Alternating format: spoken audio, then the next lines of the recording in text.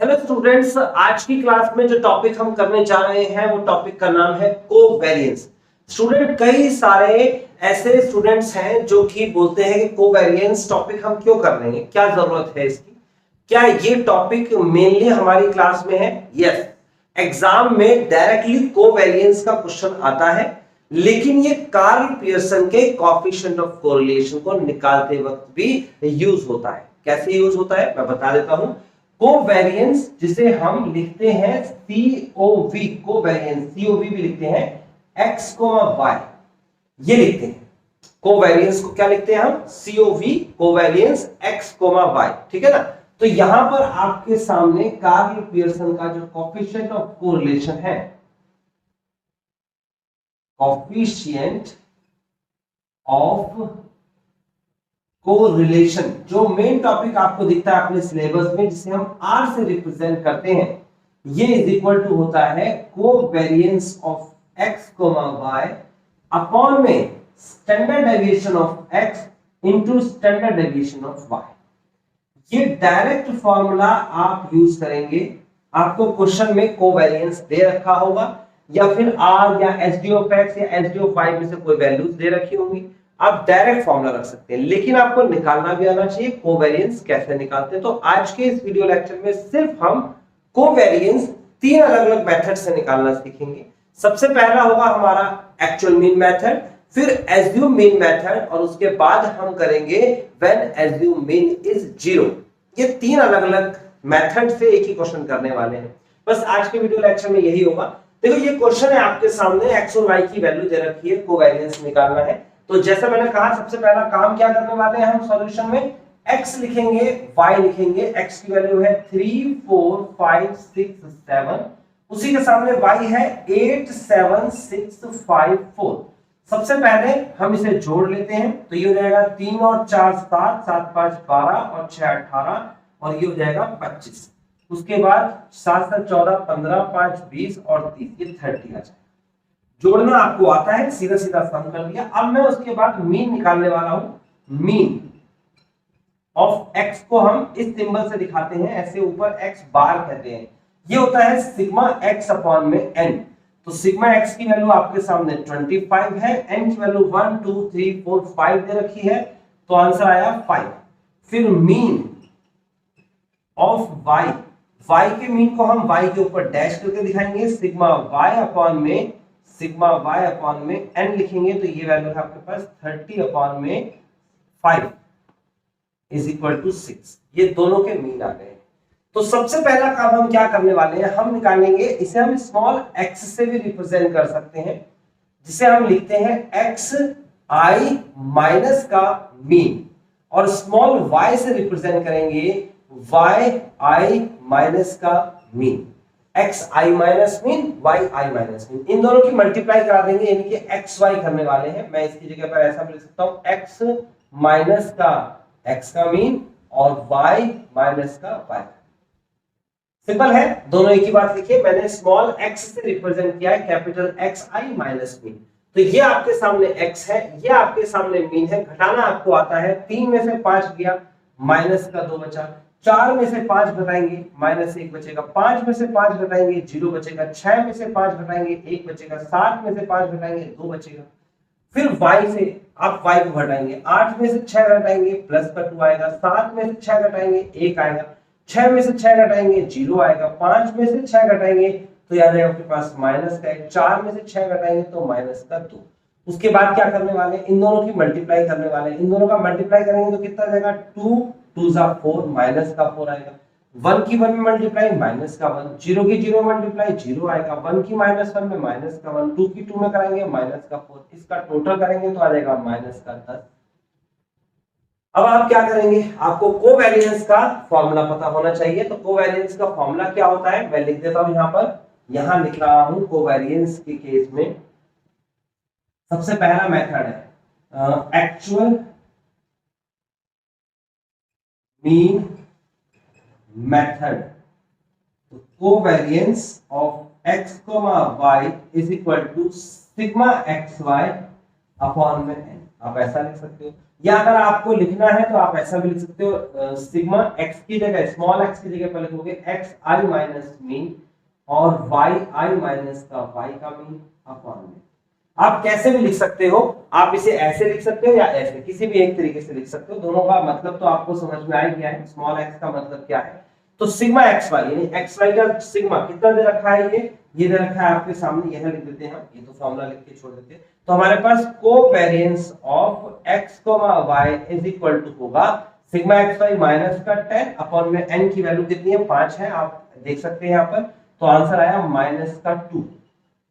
Covariance of x, y is equal to minus का 2। तो hope so student ये पहला टाइप समझ में आ गया, जल्दी से इसे कैप्चर कर लो, फिर मैं दूसरा टाइप से यही क्वेश्चन कराने वाला हूं, फिर तीसरे टाइप से, और आज की वीडियो लेक्चर में बस इतना ही करेंगे।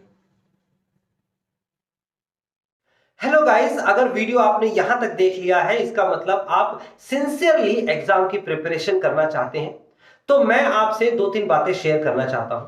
सबसे पहली बात तो मैंने सिर्फ ये वीडियोस नहीं बनाई हैं, मैंने कंप्लीट बुक राइटिंग की है, आपके लिए बुक तैयार की है। आपको कहीं बुक खरीदने की जरूरत नहीं है, कोई भी प्रीवियस ईयर क्वेश्चन से रिलेटेड आपको ऐसा सैंपल पेपर खरीदने की जरूरत नहीं है, मैं उसे भी अपनी बुक में कवर कर रहा हूं। मैंने एक्सरसाइज यहां पर मेंशन की है, आप हर वीडियोस में देख सकते हैं, मैंने एक्सरसाइज मेंशन की है, प्रैक्टिस एक्सरसाइज है, उसका सॉल्यूशन अवेलेबल है, उसका वीडियो सॉल्यूशंस भी अवेलेबल है। तो स्टूडेंट्स मैंने एक कंप्लीट स्ट्रक्चर आपके लिए तैयार किया है, और भी स्टूडेंट्स के लिए मैं तैयार करता ही रहूंगा। अगर आपको सारी वीडियोस को देखना है तो आपको इस चैनल की मेंबरशिप जो कि 89 रुपीज पर मंथ में है लेनी होगी। आप अगर मेंबरशिप लेते हैं तो आपको जितनी भी वीडियो जो सिर्फ मेंबर्स के लिए हैं वो भी ओपन हो जाएगी, और आप अपने पेपर की बेटर तैयारी कर सकते हैं। ये मैंने सबसे लो कॉस्ट अमाउंट आपके लिए रखी है।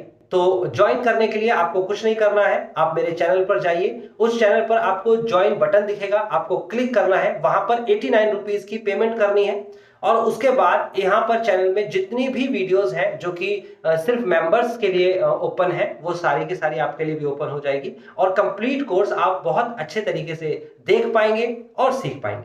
अब जो क्वेश्चन हमने एक्चुअल मीन मेथड से निकाला था, अब हम यहां लिखने वाले हैं एज्यूम